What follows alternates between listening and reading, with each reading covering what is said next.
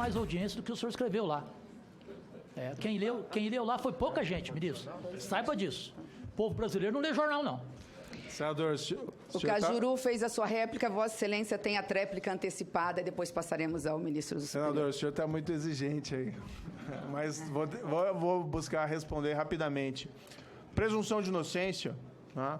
O cerne, o núcleo essencial, isso o Senado, o Supremo, a Câmara, ninguém pode mudar. Isso nós vamos conversar com qualquer pessoa na rua, ninguém vai discordar disso. O cerne dela é a prova, não pode condenar ninguém sem prova. Né? Porque não se pode correr risco de condenar inocentes. Então a prova tem que ser categórica, acima de qualquer dúvida razoável. Se o Senado apresentasse um projeto prevendo que alguém poderia ser condenado sem provas, ou sem que as provas fossem categóricas, eu não tenho dúvida que o Supremo diria que é inconstitucional, eu não tenho dúvida que qualquer pessoa racional discordaria desse tipo de afirmação.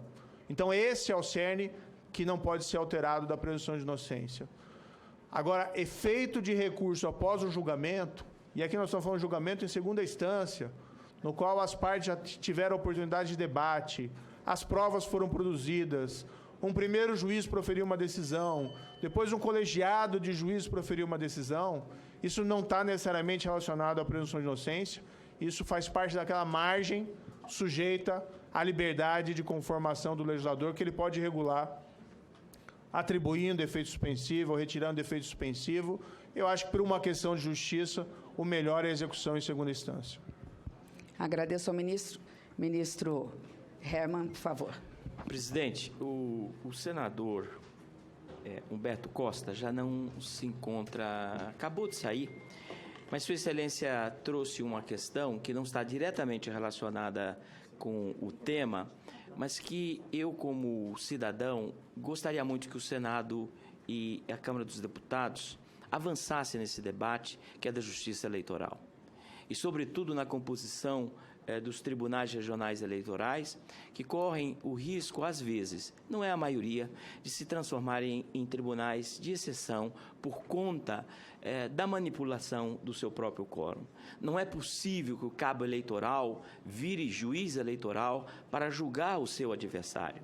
Não é possível que filho de desembargador, neta de desembargadora, vire juíza ou juiz eleitoral, como se isto fosse uma questão menor. Mas esse é um tema que certamente o parlamento vai se debruçar e tem que se debruçar. Não é possível que um juiz eleitoral tenha um mandato de 2 anos e que as suas decisões ficam pautadas pela possibilidade ou não de renovação do seu mandato. Mas isso eu não debato aqui, apenas quis fazer referência ao ponto, porque é muito importante, talvez tão importante para a saúde da democracia brasileira como este que nós estamos discutindo acerca de segurança pública.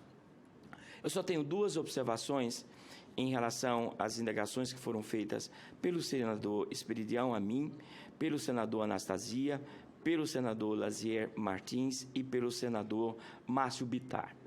Primeiro, meu colega doutor Rodrigo Pacheco, e vai poder confirmar ou não.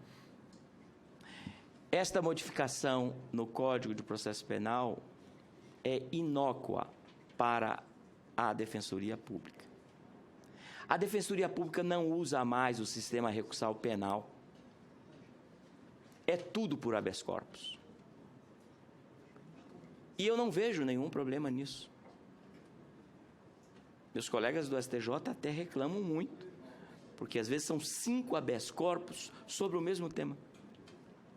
Então, alterar o Código de Processo Penal ou não nessas circunstâncias, e nós estamos falando aqui em matéria recursal, o habeas corpus está à disposição.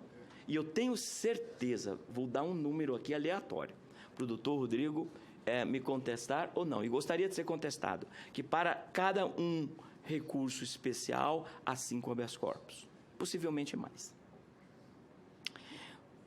A minha segunda observação tem a ver com a questão de PEC-lei. E aqui só 2 aspectos que eu queria comentar muito rapidamente. Quando o senador José Serra era ministro da saúde. E foi ele o responsável por uma lei que, entre todas importantes do nosso país, talvez tenha salvo mais vidas, que foi a proibição da propaganda de cigarro. Na Câmara dos Deputados, é um fato histórico, vou narrar. Na Câmara dos Deputados, aqueles que eram favoráveis, uma minoria, favoráveis à propaganda de cigarro, viram que ia perder. E aí, o que fizeram? Disse, não, nós até somos favoráveis. Mas nós achamos que igualmente ruim, péssimo para a saúde do brasileiro, é o consumo do álcool. E vamos agregar aqui um complemento que proíbe também a propaganda dos destilados, e se não bastasse isso, também da cervejinha. Evidentemente, o intuito naquele caso não era ampliar o patamar de proteção da saúde do brasileiro, mas criar um distúrbio tão grande e que foi apenas a habilidade do senador José Serra, que não está presente, que conseguiu dizer, não, isso aqui nós estamos tratando apenas de propaganda de cigarro. E o último aspecto é acerca de possível inconstitucionalidade. Qualquer lei que saia do Congresso Nacional é passível de questionamento sobre o plano da constitucionalidade. E se houver sempre esta preocupação, olha, uma corrente que defende a inconstitucionalidade, então não vamos legislar. E aí é o meu último exemplo histórico. Quando esta Casa, por unanimidade, aprovou o Código de Defesa do Consumidor, um dos argumentos, já no final, na votação final, contra o Código é que seria inconstitucional, porque a Constituição falava em Código de Defesa do Consumidor e o quórum da votação lá não era, e o processo não tinha sido de código, mas de lei.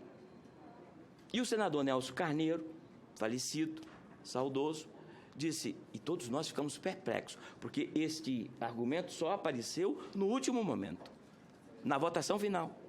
E ele cochichou lá com seus assessores e deu a seguinte decisão. Bem, o Código de Trânsito também é chamado Código de Trânsito e foi aprovado por lei. E o Código Tributário também recebe o nome de Código Tributário e foi aprovado por lei. Este é uma lei, mas que nós vamos chamar carinhosamente de Código. Isto foi questionado constitucionalmente e o que aconteceu? O Código está aí protegendo os brasileiros até hoje. Então, eu agradeço mais uma vez o convite. Obrigada, ministro. Dr. Rodrigo Pacheco.